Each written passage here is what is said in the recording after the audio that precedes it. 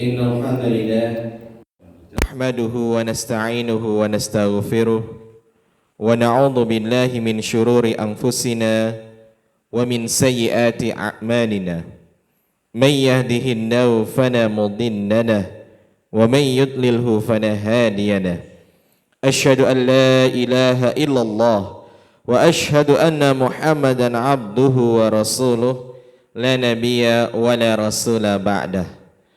قال الله تعالى في كتابه الكريم أعوذ بالله من الشيطان الرجيم يا أيها الذين آمنوا اتقوا الله حق تقاته ولا تموتن إلا وأنتم مسلمون.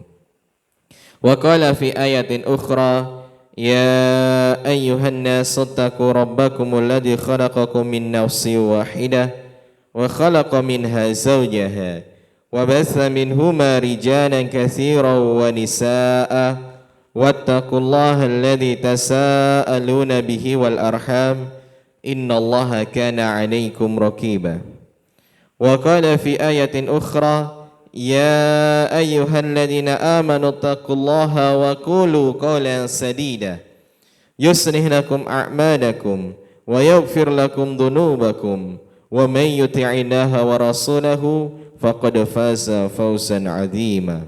أما بعد فإن أصدق الحديث كتاب الله وخير الهدي هدي محمد صلى الله عليه وسلم وشر الأمور محدثاتها وكل محدثات بدعة وكل بدعة ضلالة وكل ضلالة في النار.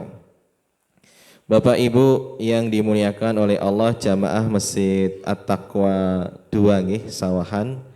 Sehat sedanten nggih niki nggih. Alhamdulillah nggih. Insyaallah pada kesempatan kali ini kita mau bahas tafsir satu ayat mawon surat Al-Baqarah ayat 214 yang berkaitan dengan ujian keimanan. Karena setiap orang yang mengaku beriman itu pasti akan diuji Bapak Ibu. Kemarin saya melihat ada sebuah video yang viral mengenai perjuangan seorang mahasiswi. Ada seorang mahasiswi di IPB, ngertos IPB mboten? Institut Pertanian Bogor, teng Bogor mriko. Nah, dia itu berasal dari kalau nggak salah Medan nggih, atau ya pokoknya luar Jawa. Nah, dan dia itu menceritakan bagaimana yang dulunya dia itu non muslim kemudian berhijrah atau mu'alaf istilah kita nggih, mu'alaf dan memeluk Islam. Dia menceritakan fase di mana dia itu mengabari bapak ibunya lewat telepon dan kemudian bagaimana bapak ibunya itu sangat kaget dengan keislamannya itu.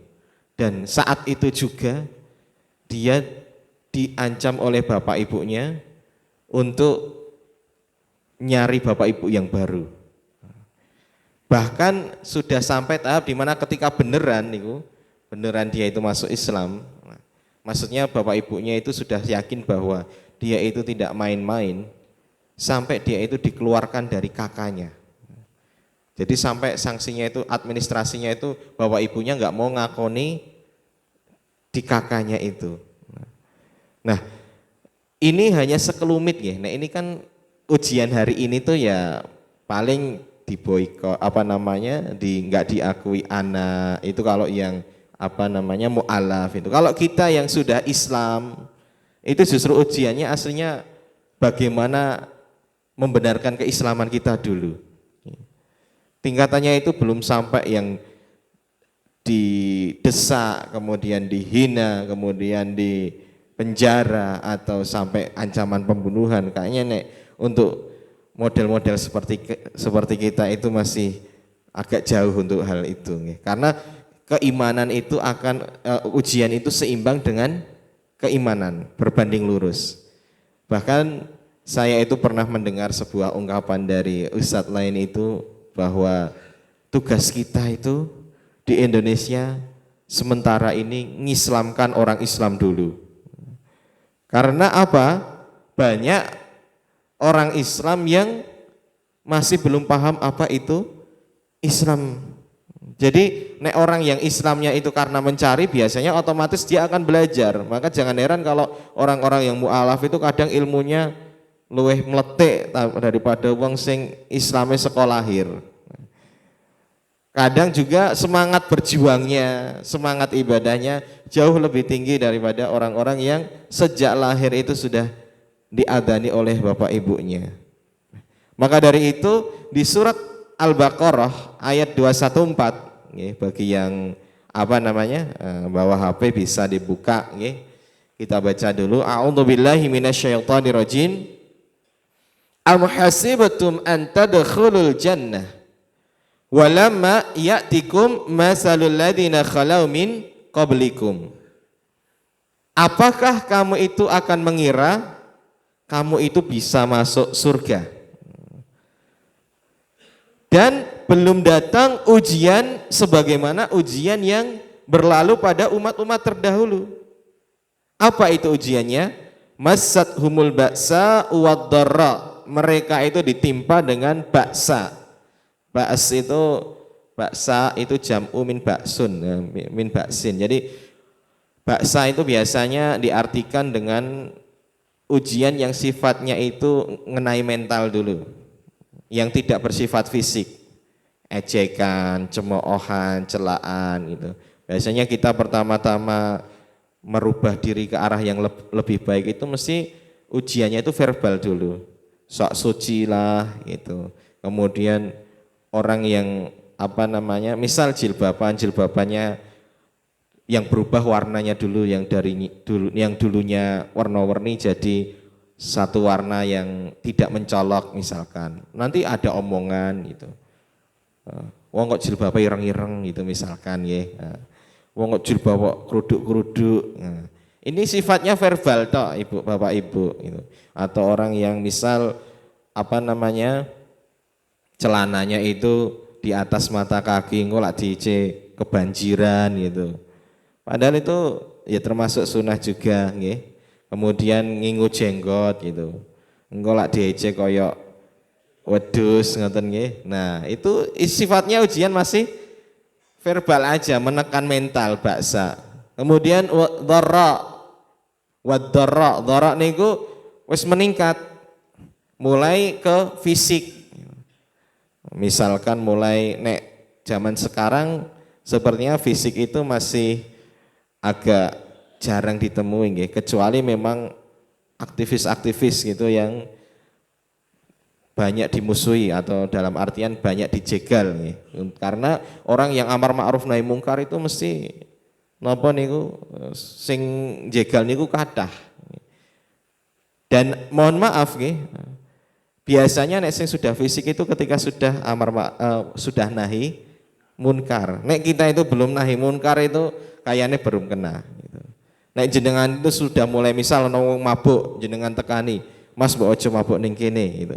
Terus botolnya jenengan ambil, jenengan gua gitu. Engko ya mulai ditutuki mungkin jenengan gitu. Dijotosi. Nah, niku dharra niku pun mulai tekanan fisik. Nabi Muhammad itu sudah sampai di mana diboikot, nggak boleh dinikahi, nggak boleh berdagang, diembargo.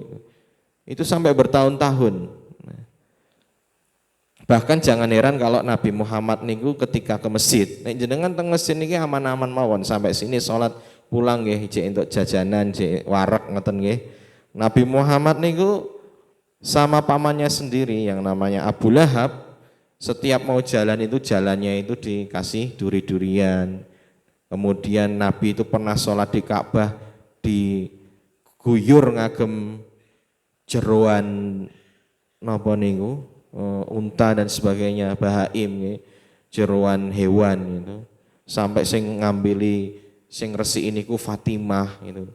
Sambil nangis Fatimah tuh ngomong gitu, kenapa sih kok bapakku dikayak gini kan wong sholat wae kok diganggu gitu nggih. Nah, tapi Nabi Muhammad biasa saja gitu. Nabi Muhammad tuh kalau yang dilukai fisiknya beliau nggak akan pernah merasa rugi nggih. Biasa mawon, digowo santai, ora baperan Nabi Muhammad niku. Nah, itu adalah basa wa dharra wa zulzilu. Nah, kalau zulzilu itu sudah digetarkan dalam artian ujian fisik dan mental itu benar-benar diguncangkan oleh Allah. Kita ujiannya niki tingkat tinggi niki. Biasanya ya sampun dihadapkan perang fisabilillah. Kados teng Palestina niku wong niku dalam satu rumah itu bisa dipastikan mesti ono 3 golongan nek jarine gurune kula niku. Pertama sing meninggal syahid. Kedua sing cacat, urip ning cacat gitu. Tangane hilang, napa sikile hilang. Yang ketiga penghafal Al-Qur'an. Dalam satu keluarga, satu rumah itu mesti ada 3 ini.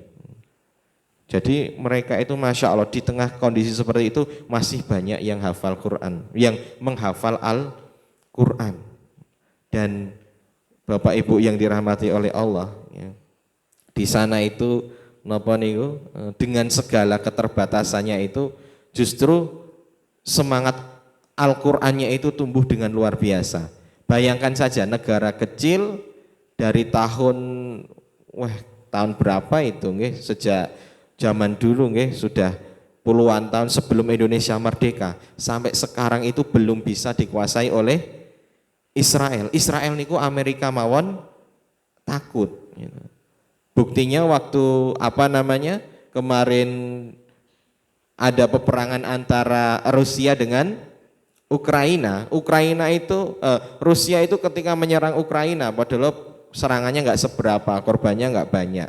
Itu Amerika langsung keluar gitu. Dalam artian dia itu mengatakan Rusia itu kejam, terus Rusia itu tidak menjunjung tinggi hak asasi manusia atau apalah yang menjadikan memframing Rusia itu orang yang jahat, negara yang jahat. Neng di satu waktu yang sama Israel yang tiap hari bunuhi orang Palestina, yang mengusir dari orang-orang dari Baitul Maqdis, padahal perempuan, wanita, orang tua, anak-anak nggak pakai senjata, bahkan laki-lakinya niku senjatanya mau ketapel apa watu tok niku. Itu tiap hari Bapak Ibu. Tapi tidak ada suara satupun dari orang-orang Amerika atau orang-orang Eropa untuk membela Palestina.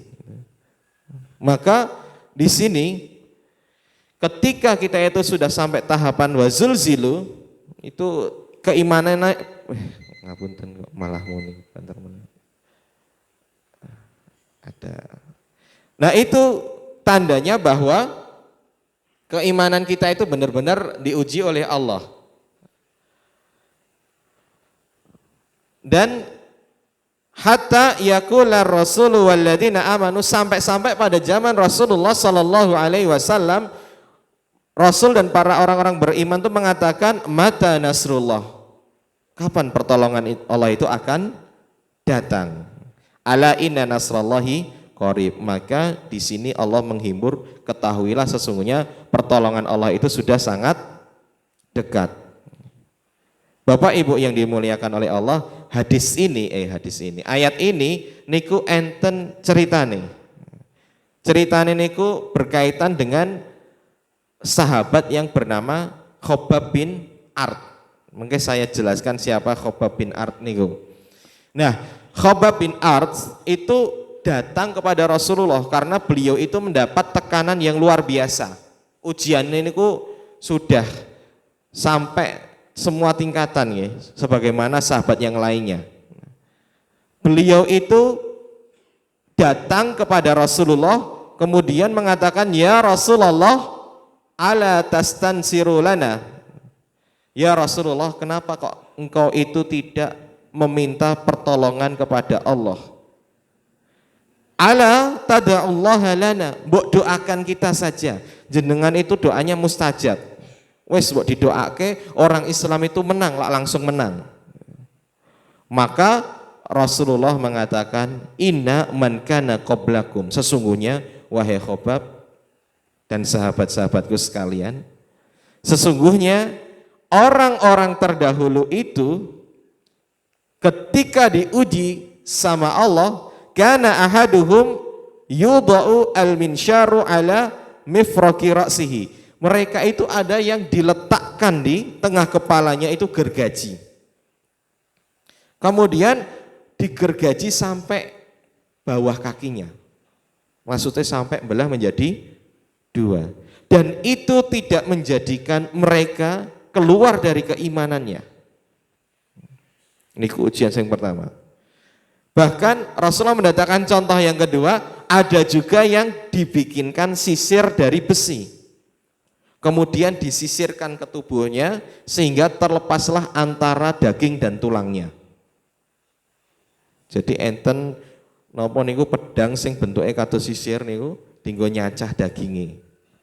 Siksaane ngantos ngoten niku. Dan itu semua ujian yang sampai membawa kepada kematian, tidak ada yang memalingkan mereka dari keyakinannya. Tidak sampai murtad. Orang saat ini kan cerai wae murtad gitu. Balik meneh gitu.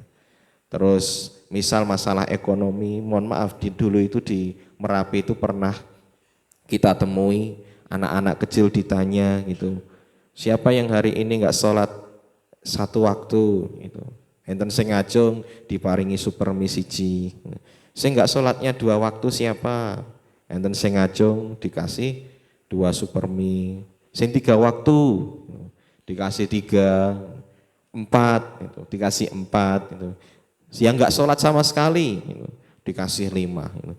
Hingga akhirnya besok yang terjadi apa Bapak Ibu? Anak-anak yang pingin dapat supermi banyak itu akhirnya enggak sholat. Dan betapa mudahnya orang-orang sekarang itu nek niku cah cilik mending nggih. Ada yang tua niku banyak juga gitu.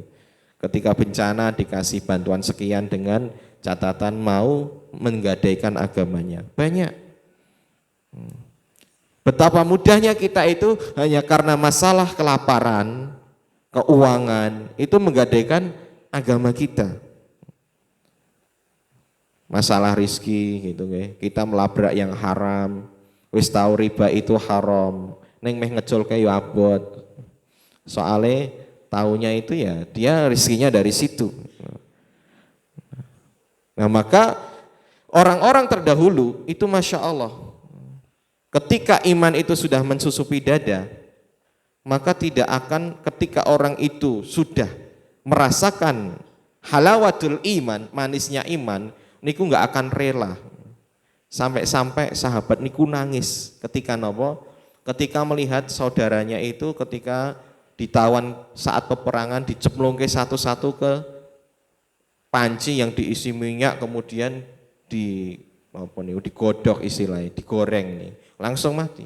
Ada sahabat yang nangis kemudian dikira niku wis wedi itu, kan niku panglimane soare gitu. Dia malah mengatakan, saya itu menangis bukan karena saya takut dimasukkan ke dalam eksekusi tadi, ke minyak yang membara tadi, tapi saya menangis karena nyawa saya itu cuma 1 tok. Seandainya saya punya nyawa yang lebih dari 1, 10 atau 20 itu, ini saya tak lebok kayak kabeh ning panci kuwi. Nggak ada takutnya sama sekali. Penyihirnya Fir'aun itu ketika dia tahu bahwa Nabi Musa niku mukjizat. Kan nek ibaratnya niku nek penyihir Fir'aun niku cuman ngagem tipuan mata. Nek sakniki pesulap niku nggo trik ngoten niku. Ketoke tali, ketoke ula ning asline tali. Nek Nabi Musa niku tongkate niku bener-bener dilempar jadi ular yang melahap semua tali-tali tadi. Yang nampak di mata kita itu seperti ular. Sehingga penyihirnya Fir'aun itu semuanya tahu bahwa ini mukjizat, ini bukan manusia, bukan ilmunya manusia. Hingga akhirnya mereka mengakui kekalahannya dan mengakui bahwa Robnya Nabi Musa itu yang memang pantas untuk disembah, dan mereka menentang Fir'aun, dan akhirnya mereka semua disalib sama Fir'aun dengan kondisi dipotong tangan dan kakinya. Jadi kayak gelondongan awake tok terus ditaleni teng napa niku wit ngoten niku. Tapi semua itu tidak menggentarkan dari keimanan. Nah, maka di sini Khabbab bin Ard itu beliau itu wajar kalau misalkan saking tekanannya itu beliau mengatakan hal itu, mengeluhkan kondisinya. Kita akan sedikit bercerita mengenai Khobab bin Ard. Khobab niku termasuk orang yang dikatakan as-sabiquna al-awwalun. Orang yang pertama kali masuk ke dalam Islam. Namanya as-sabiqunal awwalun. Disebutkan termasuk 10 besar, ada yang 20 besar. Jadi waktu itu memang benar-benar masih sedikit yang Islam, kekuatannya nggak ada. Makanya masih diremehkan, ujiannya ya paling cuman napa niku omongan-omongan aja. Tapi seiring bertambahnya waktu, Khobab itu yang karena dia itu seorang budak, budak yang bekerja sebagai pandai besi. Tuannya itu masih namanya Ummu Ammar, dia itu masih kafir. Nah dia yang tadinya biasanya bikin pedang, itu pesanannya sekarang bikin rantai banyak sekali. Untuk diapakan Bapak Ibu? Dirantaikan kepada orang-orang muslim yang keluar dari agama terdahulu, yang masuk baru-baru masuk muslim, mu'alaf. Semua sahabat ini kan mu'alaf Bapak Ibu, termasuk Nabi Muhammad ini mu'alaf. Walaupun dulu agamanya Hanafiyah, Nabi Muhammad niku mboten pernah nyembah berhala, agamanya Nabi Ibrahim. Tapi kan nek hitungannya saat ini niku Islamnya nggih nek Nabi Muhammad setelah usia 40 tahun.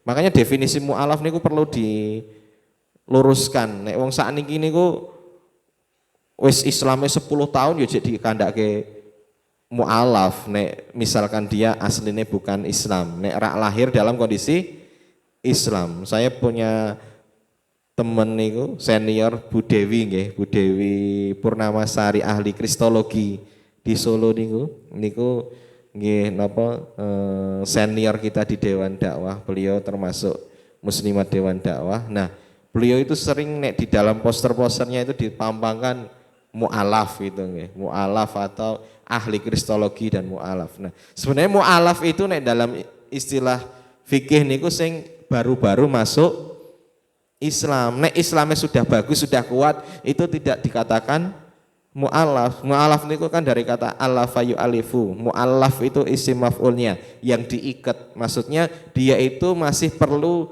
diikat hatinya dengan hal-hal lain. Misalkan zakat. Zakat niku salah satu sasarannya itu adalah asnafnya adalah mu'alaf. Kenapa harus dikasih zakat, dikasih santunan? Karena untuk menguatkan dia. Biasanya mu'alaf itu ketika awal-awal niku ya tadi diputus sama keluarganya, nggak dikasih subsidi ekonomi dan dia itu terlunta-lunta. Nah, itu makanya masih dikatakan mu'alaf. Nek wis tua, wis suwe Islame sudah kuat imannya, ekonominya sudah mantap. Nah, itu nggak bisa dikatakan mu'alaf. Nah, mungkin kabeh sahabat dadine mu'alaf niku mungkin. Yang senior-senior karena dulunya semuanya belum mengenal Islam hingga akhirnya masuk ke dalam Islam. Nah, Khobab bin Ard ini salah satu orang yang memanggil jawaban dakwah Rasulullah di awal-awal risalah. Nah, beliau itu salah satu ahli Al-Quran yang ngajarkan, jenengan nek lihat film Umar, sing ngajari adike Umar yang namanya Fatimah bin Al-Khattab, binti Al-Khattab, niku Khobab bin Ard. Sama Sa'id bin Zaid suaminya. Nek teng film niku kan atau teng sirah-sirah itu kan dikatakan Fatimah beserta suaminya sedang ditalkin sama si Khobab. Nah, kemudian Umar tiba-tiba datang. Karena Umar niku aslinya pingin membunuh Rasulullah itu sampai dapat ancaman pembunuhan. Bahkan sudah benar-benar mau dibunuh sama Umar. Karena Umar itu memandang semua kekacauan yang terjadi di Mekah itu karena Nabi Muhammad. Jalan keluar satu-satunya, saya bunuh Muhammad, kemudian saya serahkan jiwa saya untuk dikisos. Umar itu gentle sekali. Dia demi kaumnya, demi persatuan, dia rela mengorbankan nyawanya. Neng saat itu karena dia itu masih akidahnya jahiliyah, keliru, maka yang dibela itu keliru. Dia berani memberikan nyawanya tapi untuk sesuatu yang keliru. Karena memang keyakinannya saat itu masih salah. Namun Allah berikan hidayah, caranya ketika dia itu ingin berangkat menuju Nabi Muhammad, dia pakai, nek orang Arab punya dua pedang Bapak Ibu. Pedang sing pertama niku pedang sing ngagem safar, niku sifatnya sing koyok ringan, ngagem cuman bunuh serangga, motong pohon atau mohon ya nek kayak kita niku napa nggih, golok napa nggih. Sing mboten dinggo perang, mboten pedang perang, tapi sing cuma dinggo babat-babat gitu. Nah, arit ngoten nggih. Nah, ning ya arit saiki dinggo mateni wong nggih. Nggih, tapi pedang kecil istilahnya. Sing itu napa niku orang tahu itu dia cuman buat jaga-jaga saja. Kayak Rasulullah ketika haji perjanjian Hudaybiyah mau haji itu bawa pedang nih, bukan pedang perang, cuman pedang jaga-jaga. Nah, Umar itu pergi menggunakan pedang itu, pedang sanes pedang yang itu, tapi pedang khusus perang yang besar dan tajam. Sehingga ada orang yang melihatnya tahu bahwa loh ini Umar kok kayak meh perang. Sehingga ditanya, Umar kamu mau kemana? Kok bawa pedang yang mau dipakai buat perang? Dia mengatakan saya ingin bunuh Muhammad karena saya melihat dia itu pusat kekacauan. Nanti setelah saya bunuh dia, saya tak serahkan ke keluarganya untuk dikisos. Biar tuntas, darah dibayar dengan darah. Hingga akhirnya nopo? Orang tadi yang ditemuinya itu mengatakan, kamu kok ngurusi keluargane wong gitu. Mbok urusono keluargamu gitu. Keluargamu itu ada yang masuk Islam, adikmu sendiri, Fatimah. Syukran jazakumullah. Jadi Fatimah itu masuk Islam dan Umar nggak tahu. Nah ini sebuah aib Bapak Ibu. Kalau di dalam masa di dalam fase-fase Mekah, orang-orang Quraisy itu aib kalau sampai keluarganya ada yang masuk Islam. Jadi lucu, nek misal menyiksa atau mengganggu Nabi Muhammad yang dia itu orang Islam, tapi ning keluargane ana sing Islam ora di apa-apa nih. Nah, jadi mereka harus gimana caranya keluarganya itu bersih dari Islam. Makanya dikerangkeng, ditaruh di penjara di bawah tanah atau di tempat khusus, disiksa sampai dia mau mengatakan murtad dari Islam. Nah Umar ketika mendengar bahwa adiknya itu Islam, langsung marah, muntap. Yang tadinya arahnya ke rumahnya Nabi Muhammad, beliau langsung putar balik menuju ke rumahnya Fatimah. Nah, di dalam rumahnya Fatimah, sayup-sayup itu terdengar bacaan Al-Quran, khususnya surat Toha.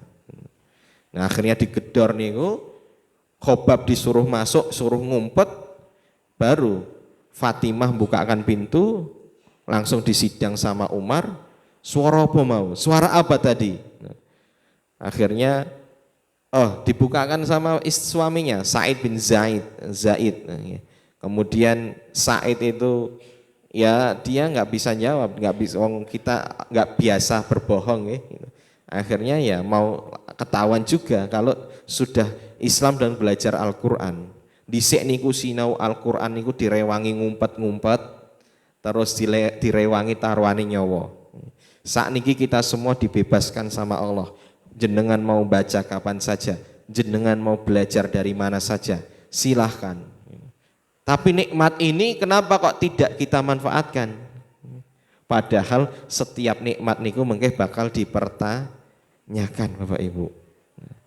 Nah maka ketika Umar itu mau mukul Sa'id gitu, si Fatimah menghalangi dan akhirnya terpukul. Nah disitulah Umar baru sadar yang dulunya dia itu anti mukul wanita. Umar niku orang Arab niku gentle. Seandainya perang kemudian dia itu mau nyabet pedang dan dia baru tahu kalau yang di depannya itu wanita. Nek perang niku kan kadang kan nggak kelihatan karena saking berdebunya. Nek tahu itu wanita, pedangnya niku langsung dindeke. Karena nggak di sana itu anti melukai wanita, membunuh wanita. Enggak gentle istilahnya, enggak gentle. Nah maka Umar itu ketika pertama kali memukul adiknya dalam hidupnya langsung makdek itu. kok saya sekarang jadi kasar gitu. Sekarang jadi kasar. Akhirnya dia duduk, kemudian bicara baik-baik dengan Fatimah, tanya-tanya gini, dan akhirnya dia pingin tahu apa yang dibaca, disuruh mandi dulu, akhirnya mandi, baca, dan dia baru sadar ternyata selama ini yang saya musuhi itu mengajarkan hal yang sangat indah. Niku awal-awal surat Toha jenengan bisa baca. Makanya ada mahfudot niku peribahasa niku al-insan aduun lima jahilu. Manusia itu biasanya musuh bagi hal yang dia itu nggak diketahui, dia itu belum kenal. Maksudnya napa biasane wong niku benci Islam amarga durung pernah sinau Islam. Jenengan benci dengan seseorang itu mungkin karena belum kenal, nggak seneng dengan seseorang itu mungkin karena belum kenal. Sebagaimana Umar itu membenci Islam karena pada dasarnya dia aslinya belum tahu Islam itu apa. Hingga akhirnya apa? Yaitu dia sampai ingin membunuh Nabi Muhammad Sallallahu Alaihi Wasallam. Karena Umar itu memang jaga jarak sekali dengan Nabi Muhammad, karena takut nanti kalau terpengaruhi. Kan dia itu pembesar Quraisy, orang muda yang berpengaruh. Nah, di sini ketika Umar itu sudah mulai ada tanda hidayah, Khobab keluar dan mengatakan kepada Umar, wahai Umar, ketahuilah sesungguhnya Rasulullah itu pernah berdoa, ya Allah tunjukkanlah berikanlah hidayah kepada salah satu Umar. Yang satu itu Umar bin Al-Khattab, yang satu itu Umar atau Amr bin Hisham, Abu Jahal. Dan ternyata yang Allah pilih untuk menjadi pembela Islam itu adalah Umar bin Khattab. Nah niku Khobab bin Ard yang tadi mengeluh kepada Rasulullah, ahlil Quran. Beliau itu termasuk orang yang pertama kali mahir dalam masalah Al-Quran. Kemudian selanjutnya ujian Khobab niku nggak kalah dahsyatnya Bapak Ibu. Khobab itu pernah sama tuannya itu disetrika kepalanya itu. Sampai dia itu yo gosong ya namanya disetrika, wong setrika sing ngagem napa niku sing dia kan pandai besi itu besi yang masih merah mulai-mulai itu ditempelkan di kepalanya. Dan Khobab itu hebatnya dengan kondisi seperti itu, tangan dipegang, kaki dipegang, kemudian kepala itu disetrika dengan besi yang panas, dia itu tidak mengeluarkan satu kata apapun. Dia tidak mengeluh, dikunci mulutnya biar tidak mengeluh, karena kalau sampai mengeluh nanti yang nyeksa itu merasa menang. Saking hebatnya. Kemudian karena masih diam saja, kuat itu, di hari yang lain dia itu diseret di atas bara api. Ya ujiannya memang nggak jauh-jauh dari api karena dia kesehariannya itu berkutat dengan api. Khobab ini diseret di bara api sampai apinya itu padam gara-gara tetesan lemak dan dagingnya yang meleleh. Makanya Umar itu sampai menangis. Apa yang Umar tangiskan ketika melihat punggungnya Khobab? Wahai Khobab, saya pingin lihat dulu kamu tuh disiksa seperti apa. Maka Khobab itu menyingkap bajunya, terlihat punggungnya. Umar mengatakan, demi Allah saya itu belum pernah melihat punggung yang seperti itu. Saking bekas luka bakarnya itu luar biasa. Yang daging meleleh Bapak Ibu. Dan Khobab itu dengan segala siksaan itu bisa bertahan. Cuman ya namanya manusiawi. Manusia niku kan kadang ujiannya terlalu lama itu ya ada sesekali merasa capek gitu nggih. Dia yakin kemenangan itu pasti datang, ning kapan masalahnya? Nah, maka tanya ke Rasulullah, ya Rasulullah, mbok ndang didongake kaum muslimin niku menang. Maka Rasulullah mengatakan tadi, dan setelah itu Khobab tidak pernah meminta lagi untuk didoakan agar kemenangan selalu datang. Dan akhirnya memang datang, dan akhirnya Khobab itu menjadi orang yang dimuliakan di zaman Islam. Ketika Islam sudah jaya, Islam itu sudah menyebar di mana-mana. Khobab niku meninggal di tahun 37 Hijriyah. Nek Rasulullah niku kan 10 Hijriyah, karena di Madinah itu kan 10 tahun Rasulullah. Jadi beliau sempat mengalami fase sampai Umar. Jadi Abu Bakar kemudian berpindah ke Umar. Dan ini sudah jaya Bapak Ibu. Hingga Khobab itu akhirnya menangis dalam kesendirian. Ketika apa? Ketika dia itu sudah menjadi orang yang kaya, orang yang dimuliakan, orang yang terpandang, sudah tidak ada lagi orang yang berani macam-macam dengan dia. Dia menangis, ya Allah saya takut kalau semua nikmat yang saya terima saat ini adalah balasan dari kesabaran saya waktu dulu. Sehingga nek semua kesabaran itu sudah dibayar di dunia, saya takut kalau di akhirat nggak dapat apa-apa. Ini yang dirasakan oleh Khobab. Kita ini kadang berjuang ya belum terlalu berjuang itu. Nikmat sudah terlalu banyak. Ning kita masih pede di surga di akhirat nanti merasa sudah mendapat surga. Khobab dengan segala perjuangannya itu ketika mendapat nikmat dari Allah sampai dia itu mengatakan, demi Allah mulai sekarang pintu saya tidak akan pernah terkunci, harta saya tidak akan pernah saya ikat, dan barang siapa yang mengambil silahkan, saya tidak peduli.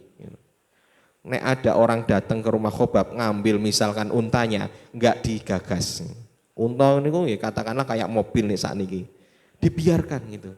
Karena dia saking nopo niku sudah tidak minat lagi dengan dunia dan pingin mensyukuri segala kenikmatan yang ada ini. Yang kita kan harta itu terlalu diikat Bapak Ibu terkadang. Sedekah bulan iki misal wis sedekah 500.000, kaya wis cukup. Nek luweh niku kaya wis napa niku? Kaya kakean ngoten nggih. Wis kakean wingi wis sedekah kok masuk saiki sedekah meneh gitu.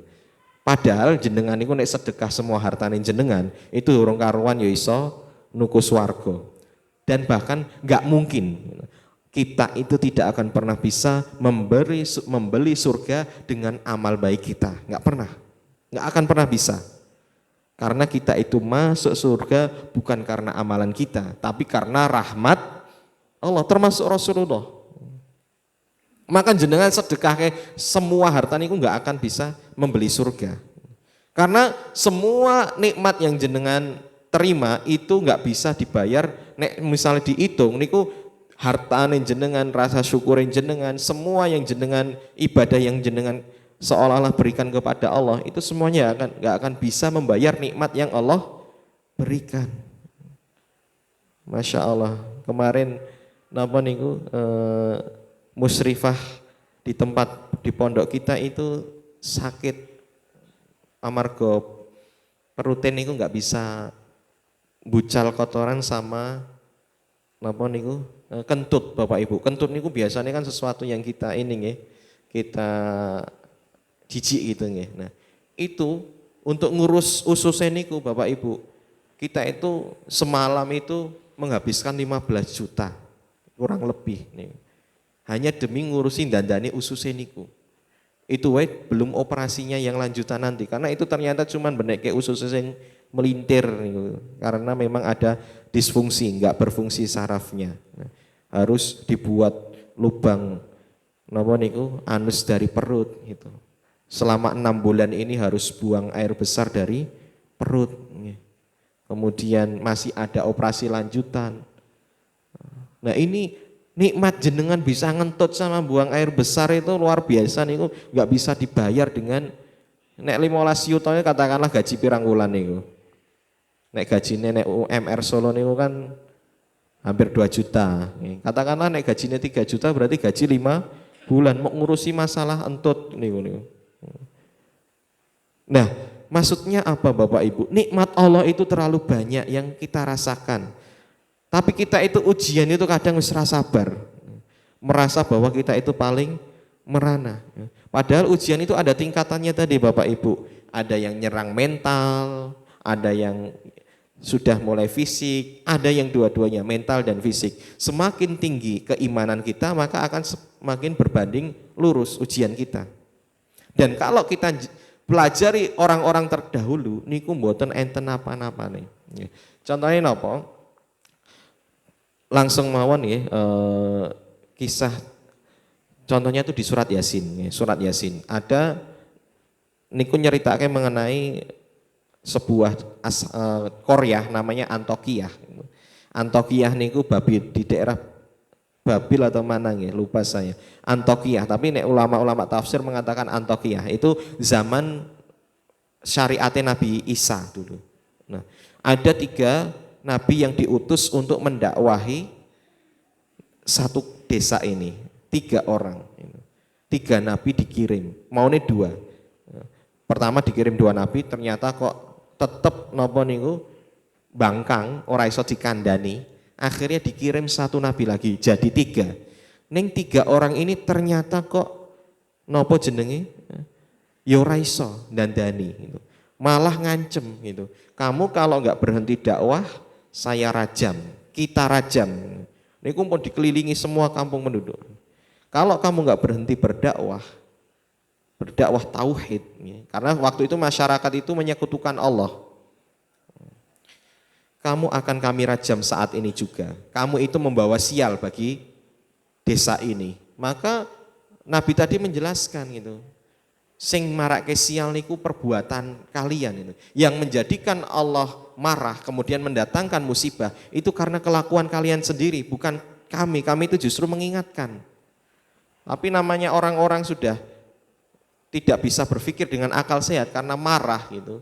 Karena tradisinya diusik. Sehingga mereka sudah posisi mau membunuh 3 nabi ini.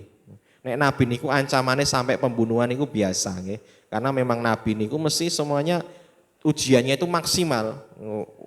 Keimanan terkuat niku kan yang dimiliki oleh para anbiya. Maka ujian yang tertinggi niku nggih ujiannya para anbiya, mesti ancamannya pembunuhan.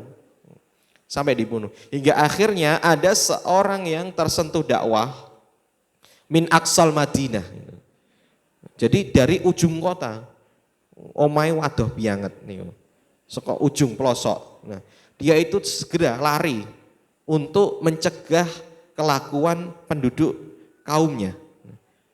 Sehingga orang ini lari dan segera melerai membela 3 orang ini, dan orang itu namanya adalah Habib An-Najjar. Habib si tukang kayu. Kemudian Habib ini mengatakan, wahai kaumku, kenapa kok kalian itu enggak mau mendengar nasihat kebaikan? Wong yang dikatakan para nabi ini cuman ajaran kebaikan. Dan mereka itu enggak minta apa-apa. Nek dulu niku mereka ini hidup di masyarakat yang semuanya itu ada hitung-hitungannya. Nek kowe njaluk, nek aku ngerjakke ngene aku entuk apa? Itu kudu ketok ngoten niku. Nggih kaya wong saiki lah gitu. Nek aku sedekah entuk apa, nek aku urunan iki engko entuke apa. Nah, harus ada feedbacknya.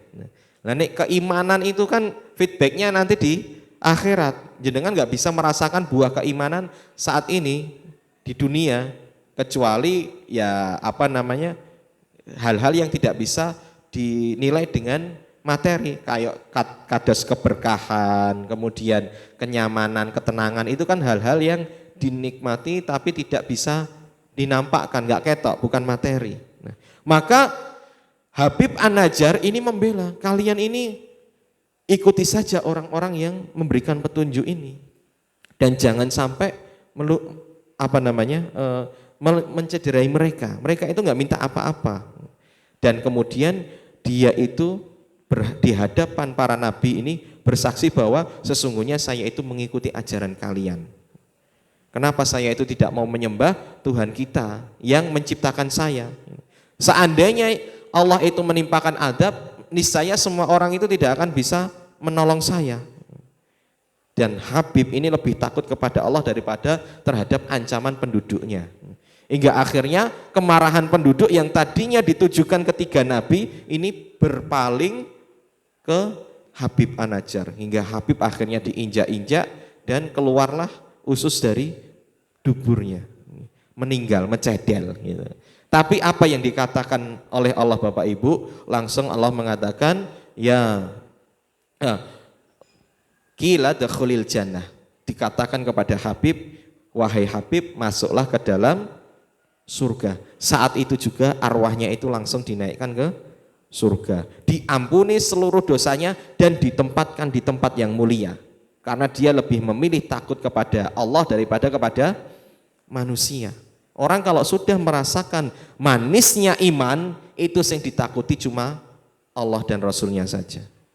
Allah saja yang ditakuti. Karena takut kepada Rasul itu ya juga takut kepada Allah. Jadi yang ditakuti hanya Allah saja.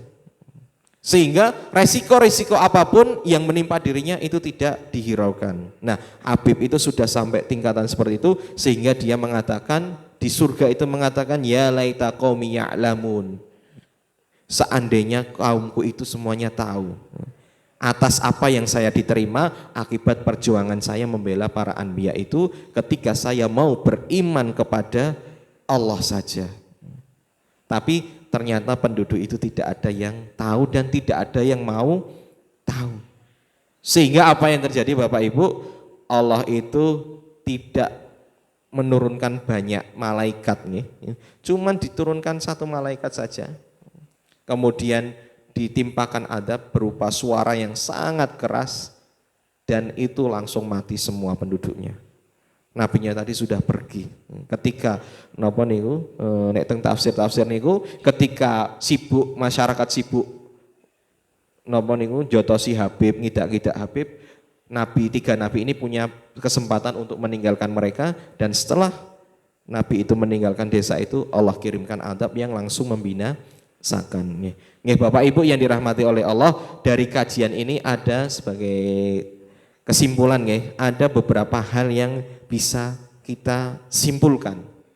Niki di dalam kitab Aisarut Tafasir dikatakan bahwa al-ibtila bitaklif asyariyah wa minhu al-jihad bin nafsi wal mali daruri lidukhulil jannah. Pengorbanan Bapak Ibu, pengorbanan untuk agama ini kalau kita ingin mau masuk ke dalam surga mesti ada.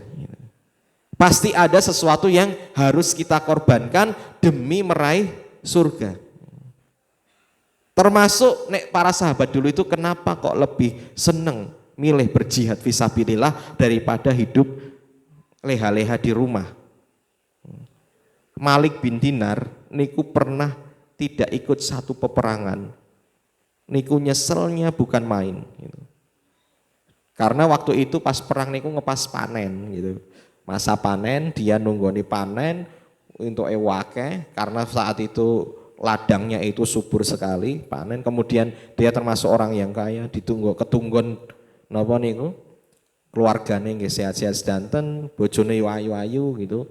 Sehingga dia itu tanpa alasan apa-apa enggak ikut perang. Setelah itu dia menyesal, sangat menyesal. Karena apa? Karena di saat temannya yang lain itu meraih kemuliaan, dia itu justru walaupun kayaknya hidupnya nyaman, tapi justru itu sebuah kehinaan. Dan akhirnya dia bertaubat kepada Rasulullah, kepada Allah dan diampuni oleh Rasulullah, dimaafkan oleh Rasulullah setelah niku diboikot sama kaum muslimin selama 60 hari. Enggak boleh di napa niku sama Allah niku disanksi, semua orang itu enggak boleh ngomong sama Malik bin Dinar selama 60 hari. Wah niku jadi beno ketunggon dunya ning ora ana interaksi dengan orang lain gitu. Kita ini kan enggak ikut perang ya enggak ada sanksinya saat ini gitu. Kita itu ya kadang mohon maaf ya, saudara kita berperang mempertahankan keimanan gitu, di Uighur gimana dimurtadkan semuanya, dimasukkan ke dalam kem-kem untuk dicuci otaknya. Kita ya rumangsane ya wis kuwi ora ndek kewajiban untuk menolong mereka, enggak mikir boro-boro ndongake itu. Padahal kita itu kan misal dituntut untuk berjuang itu kan semampu kita Bapak Ibu. Nek memang enggak bisa secara fisik ya minimal secara doa lah gitu. Nek memang bisa membantu secara harta ini ya monggo. Tapi wong kadang aja sekarang kita membantu saudara kita aja nanti ya dituduh sing aneh-aneh gitu. Bantu teroris lah, bantu apa. Itu kan banyak, ada beberapa kasus kemarin. Seorang Ustadz Bakhtiar Nasir ngetos ya.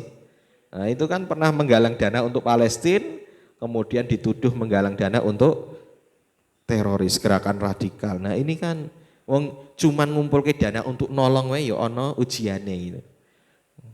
Nah, itu tapi kan masing-masing beda-beda ujiannya nggih. Nah, kemudian yang kedua kita dihasung atau disunahkan atau Allah itu menganjurkan, Rasulullah itu menganjurkan agar kita itu senantiasa mempelajari kehidupan para solihin terdahulu. Bagaimana mereka itu mengorbankan harta dan jiwanya untuk agama ini. Kita ini sudah sejauh apa? Apakah kita ini selama ini hanya lebih mementingkan kehidupan duniawi, bangun omah ning dunya, ning ratau bangun ning omah ning swarga, nggak pernah memikirkan gitu. Tidak mempedulikan besok kita itu masuk di akhirat itu masuknya ke surga atau neraka itu kayak nggak pernah dimuhasabai, pernah dipikirkan atau tidak. Nah, kita harus mencontoh kehidupan orang-orang soleh terdahulu, bahwa mereka itu semua orientasinya itu adalah akhirat. Kemudian yang ketiga, bahwa bolehnya kita itu mengeluh. Neng mengeluhnya jangan ke sembarang orang ya sama Allah ketika munajat, sholat, nggak apa-apa jenengan mengeluhkan kehidupan dunia ini tapi kepada Allah. Nek dulu kan khobab kepada Rasulullah. Jangan mengeluh ke orang yang salah Bapak Ibu. Di status dan sebagainya itu nggak akan menjadi solusi. Apalagi ke orang yang nggak senang dengan jenengan, mau diguyu tok, dia akan ikut senang. Maka kalau mau mengeluh tentang kehidupan kepada Allah saja, yang itu akan memberikan solusi kepada kita. Dan yang terakhir bahwa penjelasan mengenai para sahabat Rasulullah dan bahkan Rasulullah itu sendiri dalam hidup ini juga mendapat ujian. Rasulullah itu orang yang paling disayangi oleh Allah. Niku mawon ujiannya malah sing paling gede. Kadang kita itu merasa kita diuji kemudian merasa Allah nggak sayang dengan kita. Niku keliru. Justru ketika Allah sayang kepada hamba, Allah itu akan mengujinya. Kan biasanya mindsetnya gitu. Ketika kita diuji, Allah tuh kok nggak sayang sama saya ya. Niku keliru. Wong nek ora tau diuji, niku malah dibenci sama Allah. Karena apa? Dia itu hidupnya dilurus-luruskan, nanti di akhirat bakal disiksa dengan ujian yang berkali-kali lipat. Nek jenengan diuji sama Allah, ketika jenengan sabar, ujian niku nanti akan jadi pahala, ngurangi kekurangan-kekurangan, ngurangi kesalahan-kesalahan, sehingga bahkan Allah mengatakan nek semua ujian itu sudah diterima di dunia, maka nanti di akhirat tinggal dapat nikmatnya saja. Setiap duri yang menusuk kaki orang yang beriman itu nanti akan mengurangi dosa yang telah dia lakukan. Mungkin ini saja, semoga bermanfaat kajian kita hari ini mengenai ujian keimanan nggih. Jadi jangan pernah jenengan niku merasa bahwa nek wis Islam terus mlebu surga, nek wis beriman terus wis soleh terus tidak ada halangan dan rintangan, niku keliru. Karena apa? Orang kalau mau masuk surga mesti diuji sama Allah. Sebagaimana jenengan nek pingin munggah kelas niku mesti enten ujiane. Nggih, mungkin ini saja dari saya. Aku qouli hadza astaghfirullah li wa lakum. Kita tutup dengan hamdalah dan doa kafaratul majelis. Alhamdulillahirabbil alamin. Subhanakallahumma bihamdika asyhadu an la ilaha illa anta astaghfiruka wa atubu ilaik. Saya kembalikan ke pembawa acara.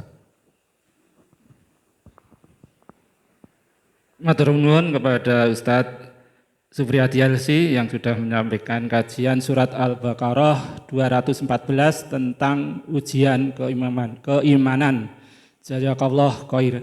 Dan kami ucapkan juga terima kasih kepada jamaah Masjid At-Taqwa yang sudah mau memakmurkan masjid kita, juga kepada Ustadz Azam Abdullah yang sudah membawa santrinya hadir memakmurkan, tadi datang awal ya, dengan ucapan jazakumullah khairan kasiron. Pertanyaannya, apakah kita mengira kita akan masuk surga? Bu, Pak, saudaraku, masuk surga mboten?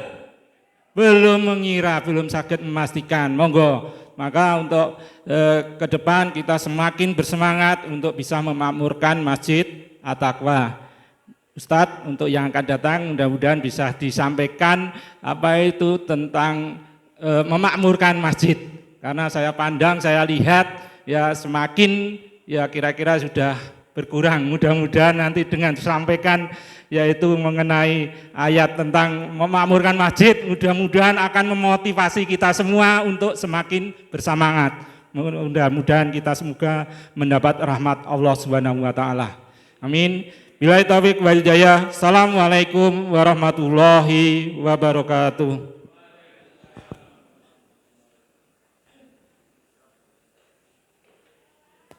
Monggo salat Isra.